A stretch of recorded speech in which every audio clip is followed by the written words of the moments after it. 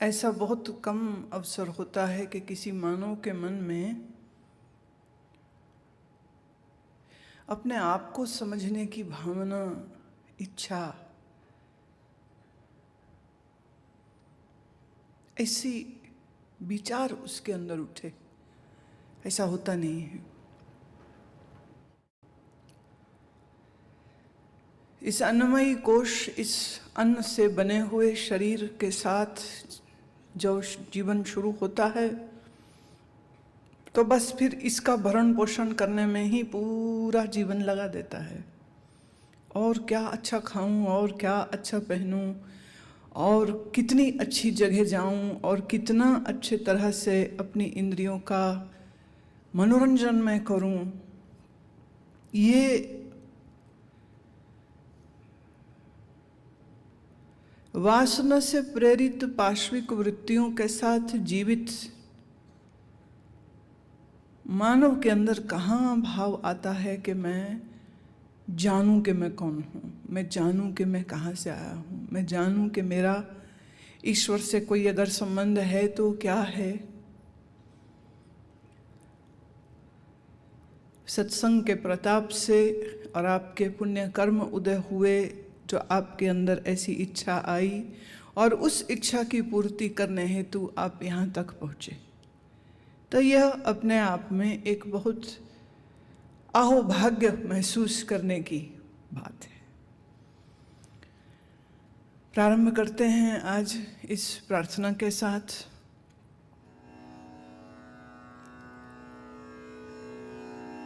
हिंदी भाषा में जिसको हम गिरे बोलते हैं, कोई गिर जाए तो उसी को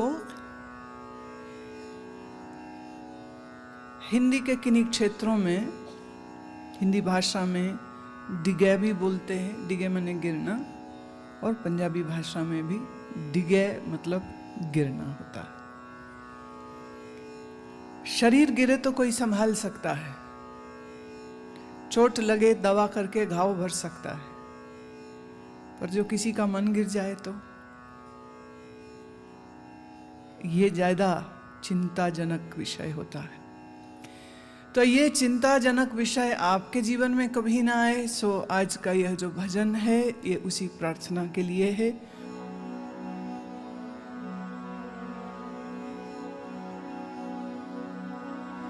मन ना डिगे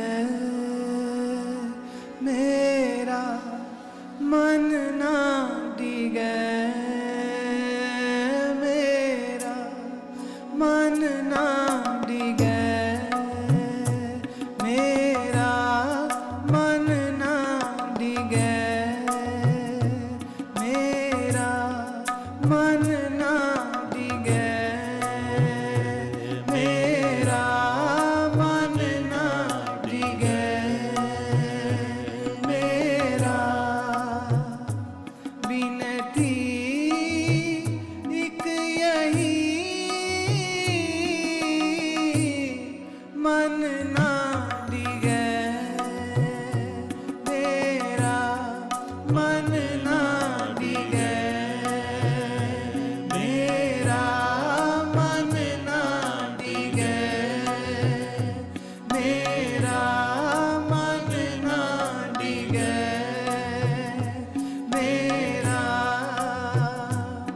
बिनती एक यही, मन ना डिगे मेरा, मन ना डिगे मेरा।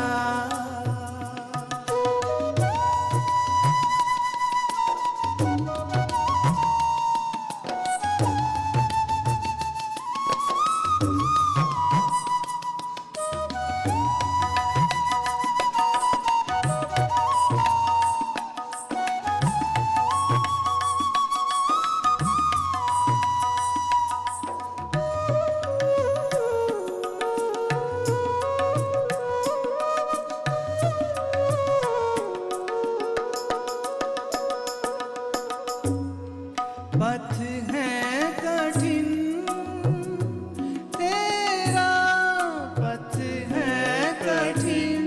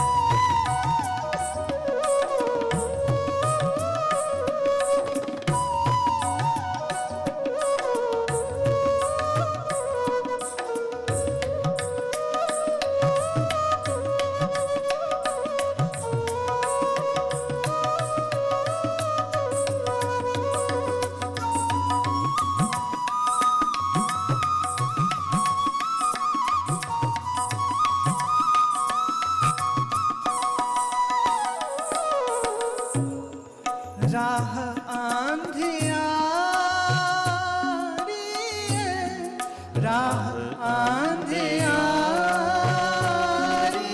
है, ज्योत तुम्हारी है, ज्योत तुम्हारी है, आस यही, आस यही, बिनती एक यही, मन ना डिगे मेरा, मन ना डिगे मेरा, मन ना डिगे मेरा, मन ना डिगे मेरा।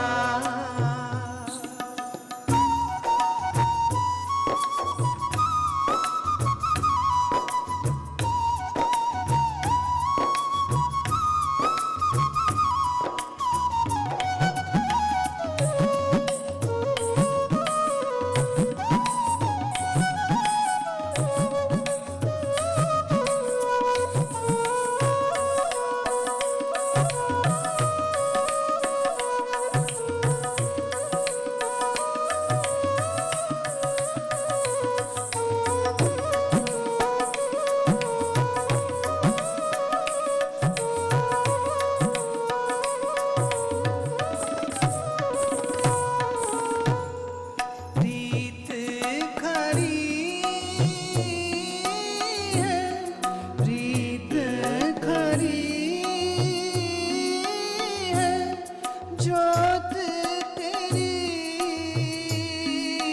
है, ज्योत तेरी है, सत्य यही, सत्य यही, बिनती एक यही,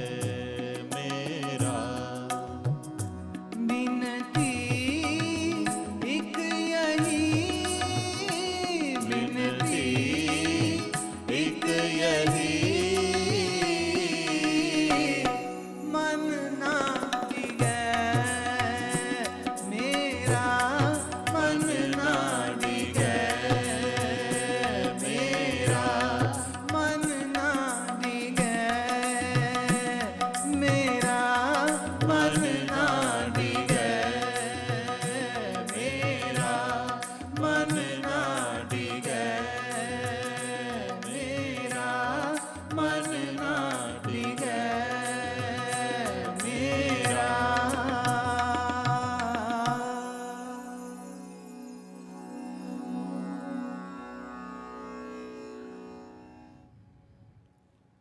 साधना का पथ सरल पथ नहीं है, साधना का पथ कठिन है, ये आपको हम ज़रूर कहना चाहेंगे। कारण जब आदमी किसी चीज़ को सरल समझता है तो उसको कभी कभार उतनी अटेंटिवनेस नहीं देता है, उतनी तवज्जो नहीं देता है, उतना सीरियस नहीं होता है, उतना निष्ठा से उसका पालन नहीं करता है, उसे लगता है तो सरल ही बात है। बिल्कुल ठीक वैसे ही जैसे पंचतंत्र की एक कहानी आती है, खरगोश और कछुए की दौड़ हुई थी।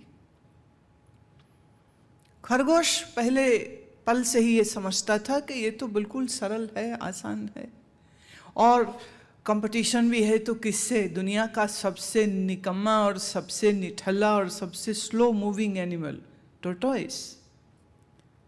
No way a tortoise can win from a rabbit. ये उसके दिमाग में पहले से बात बैठी है। इसलिए वो दौड़ शुरू होने पर कुछ दौड़ता है, लेकिन जल्दी ही वो सुस्ताने के लिए एक वृक्ष के तले बैठ जाता है।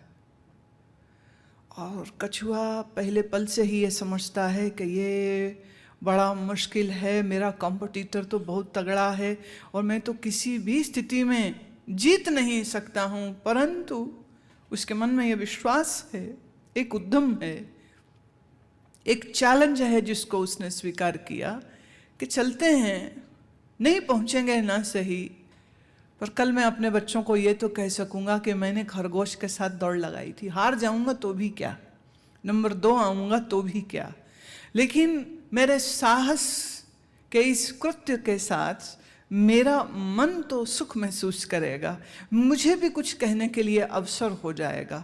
इस विश्वास के साथ कि मुश्किल काम है, मेरे बस का नहीं है, मैं हारूंगा ही, लेकिन फिर भी वो खरगोश के साथ कंधे से कंधा मिला करके दौड़ता है। और खरगोश पहले ही पल से ये मानता है कि वो जीत जाएगा, इसलिए वो अपनी दौड़ के प्रति उतना गंभीर नहीं है, वो उतनी ईमानदारी से, क्योंकि उसे लगता है तो बहुत सरल है, तो मुझे कुछ तनाव लेने की आवश्यकता ही नहीं है। शेर, गीदड़, सिंह कुछ जानवर ऐसा होता तो उसको भी कुछ सोच लगती कि मेरा प्रतिद्वंदी बड़ा ताकतवर है, तेज दौड़ने वाला है, और दौड़ हो रही है कछुए के साथ, तो कछुए से खरगोश को जीतना कहाँ मुश्किल पड़ता है। लेकिन कहानी का अंत क्या हुआ वो आप सब जानते हैं। खरगोश पेड़ तले सोता रह गया और कछुआ अपनी धीमी धीमी चाल से चलते चलते चलते चलते द फाइनल पॉइंट तक पहुंच जाता है। और जंगल के इतिहास में ये ऐसी घटना घटी जिसके बराबर, जिसकी तुलना में और कोई दूसरी घटना नहीं है कि एक कछुआ खरगोश से जीत गया। आप जब मुझे सुनते हो तो अक्सर कर बातों को मैं इस तरह से कह देती हूँ क्योंकि मुझको ये सिखाया गया, मेरे बहुत बाल्यकाल में एक महात्मा से मेरा संपर्क रहा, तो उनका ये कहना था कि मुश्किल से मुश्किल बात को सरलता से कहना ज़्यादा कठिन होता है। हालांकि विद्वान आप उसको कहते हैं जो आसान सी बात को बहुत मुश्किल कह के बोले। जैसे एक विद्वान ट्रेन में बैठे थे और वो ट्रेन की चाल को देख कहते हैं लौह पथ गामिनी द्रुत गति से चल रही। तो उसके आस पड़ोस बोले ये क्या बोल रहे हैं? बोले आप समझे नहीं मैं क्या बोले? बोले आप तो बड़े विद्वान प्रतीत होते हैं, आपका एक एक शब्द हमें समझ नहीं आया, जरा उसका अनुवाद तो कीजिए, कौन सी भाषा है? बोले लोहे के पथ पर गामिनी, लोहे के पथ पर जो चलती है, जिसको तुम रेलगाड़ी कहते हो, लौह पथ गामिनी, द्रुत गति से, तेज गति से।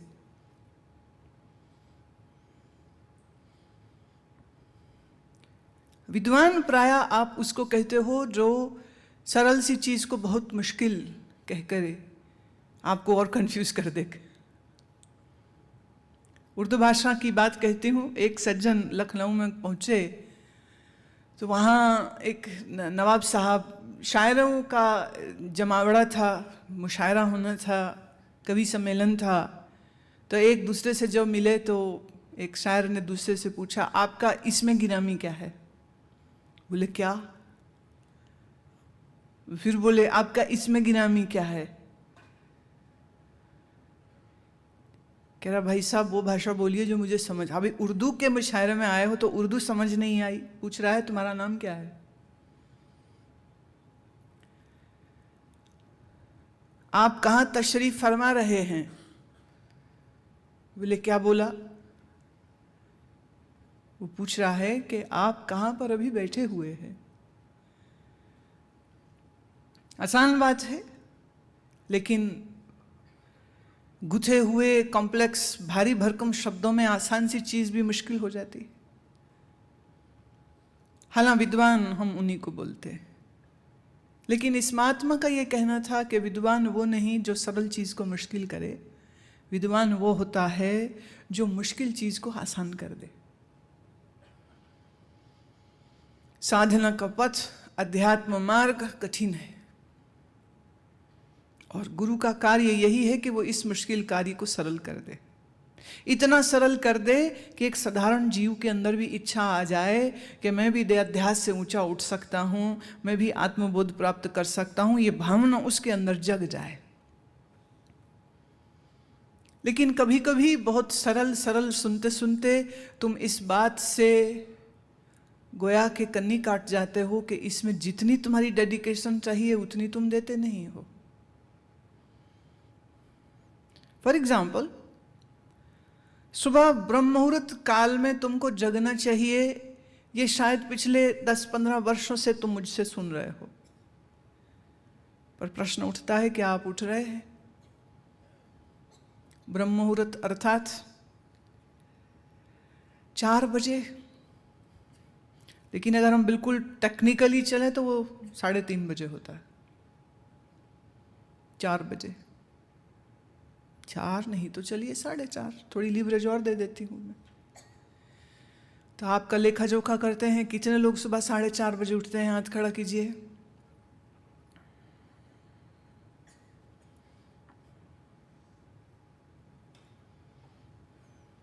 कितने लोग सुबह 5 बजे उठते हैं? हाथ खड़ा कीजिए। कितने लोग 6 बजे उठते हैं? हाथ खड़ा कीजिए। देखिए गिनती बढ़ती जा रही है। 6 के बाद मैं पूछूंगी भी नहीं।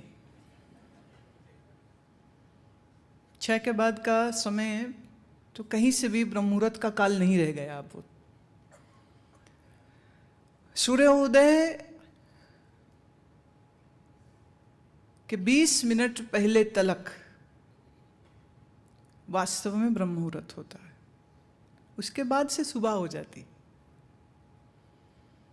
शास्त्र ने कहा, मैंने कहा, ब्रह्म मुहूर्त में उठो। आज भी उठने में कष्ट होता है। अब इसमें एक दूसरा प्रश्न भी उठता है, ये जिन्होंने सुबह 4:30 के लिए हाथ खड़े किए, क्या वो रोज 4:30 उठते हैं कि महीने में एक बार? ये भी विचारणीय विषय।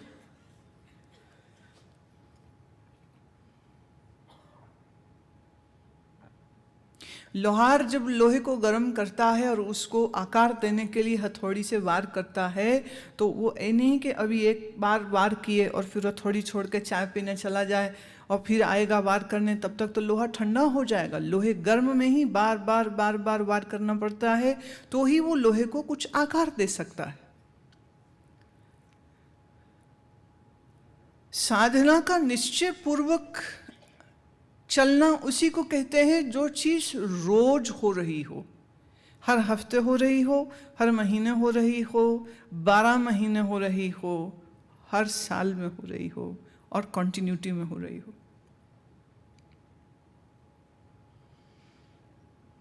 अब एक ने कहा क्या करें, कभी कभी बीमार हो जाते हैं।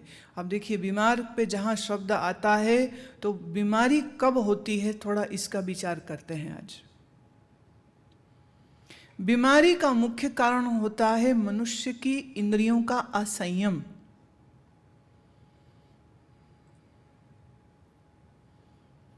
हठ योग प्रदीपिका कहती है मात्र आधा पेट खाना चाहिए, 1/4 जल के लिए छोड़ना चाहिए और 1/4 वायु के लिए छोड़ना चाहिए। आयुर्वेद कहता है कि ऋतु के अनुसार ताजा फल खाना चाहिए और विशेषतः साधक के लिए, फिर से मैं हठ योग की बात करती हूँ, वो कहता है कि शाक खाए, ग्रीन सब्जी खाए, मूंग खाए या लाल मसूर जिसको कहते हैं वो खाए। बाकी जितनी भी दालें हैं, चाहे वो काली दाल होवे, साबुत उड़द होवे, चाहे वो चने होवे, चाहे वो जितने बीन्स हैं वो होवे, वो तो बिल्कुल वर्जित करके रखे हैं। क्यों? जिस भी पदार्थ से आपके पेट में अधिक समय तक वो भोजन पड़ा रहे, फॉर एग्जाम्पल अगर आप काले चने या राजमा जैसी चीज़ खाते हैं तो वो आपके आमाशय में, आपके स्टमक में 7 से 8 घंटे तक रह सकता है। फिर जब वो आगे आंतों की तरफ जाएगा तो आंतों को भी उसको हजम करने के लिए वक्त लगता है, और टोटल अगर कैलकुलेशन करके दूं तो उसको 12 से 14 घंटे लगते हैं। अगर आपके मंद अग्नि है तो 14 से 16 भी लग सकते हैं, अगर आपकी मध्यम अग्नि है तो 14, और अगर आपकी तीव्र अग्नि है तो भी 12 घंटे लगते हैं उसको पचने में। अब आपने ऐसा भोजन खा लिया, गरिष्ठ, very heavy, very spicy, very pungent, very sour, बहुत खट्टा, बहुत मिर्च का, बहुत तला हुआ, बार बार गर्म किया हुआ, बासी भोजन, ठंडा भोजन, ये जो खाएगा, ये खाने के बाद वो साधना तो नहीं कर सकता है। ऐसे गरिष्ठ भोजन खाने के बाद पेट में कष्ट होएगा, इंडाइजेशन होगी, डिस्टेंशन ऑफ द स्टमक, पेट फूल जाता है, गैस हो जाती है। और जब आपकी आंतों में इसी तरह रोज ऐसा ही आप खाना खाते रहते हैं तो लंबे समय तक आपकी बड़ी आंत में, in your big colon, there is layer of dried up faeces which get stuck in the lining of the intestines, और वो वहाँ पड़ी पड़ी बहुत सारे किस्म के गंदे बैक्टीरिया की कॉलोनी पैदा कर देती है। और ये जो कृमि होते हैं, ये जो बैक्टीरिया होते हैं, ये आपको सर दर्द से लेके उल्टी और कमर में दर्द से लेकर पेट में दर्द, लिवर के कष्ट से लेकर के हायर कोलेस्ट्रॉल लेवल, ये सब आपका सिस्टम बिगाड़ देता है। मेडिकल साइंस 6 सिस्टम मानती है, लेकिन एलोपैथी 16 प्रमुख सिस्टम मानते हैं हमारे शरीर में, जिसमें स्रोत भी हैं, धातुएं भी हैं, इत्यादि इत्यादि। साधारण भाषा में मैं कह रही हूँ, ऐसा भोजन होना चाहिए जो जल्दी पच जाए, ताज़ा हो, हल्का हो, खाने में बुरा नहीं होना चाहिए और ताज़ा होना चाहिए। ऐसा आहार खा के, और उसमें भी मात्रा का बहुत ध्यान रखते हुए आधा पेट भोजन करे। और भोजन खाते समय पर भी बड़ी सुंदर एक बात कहते हैं, वो बोलते हैं आप भोजन इस प्रकार ना करें कि मैंने भोजन खाना है और मुझे बड़ा स्वाद आता है। देखिए, आप तो भोजन ऐसे ही शुरू करते हैं ना, मुझे ये स्वाद लगता है, मुझे ये अच्छा लगता है। कहते नहीं, साधक को भोजन ऐसे करना चाहिए कि आत्मदेव का ये शरीर वाहन है।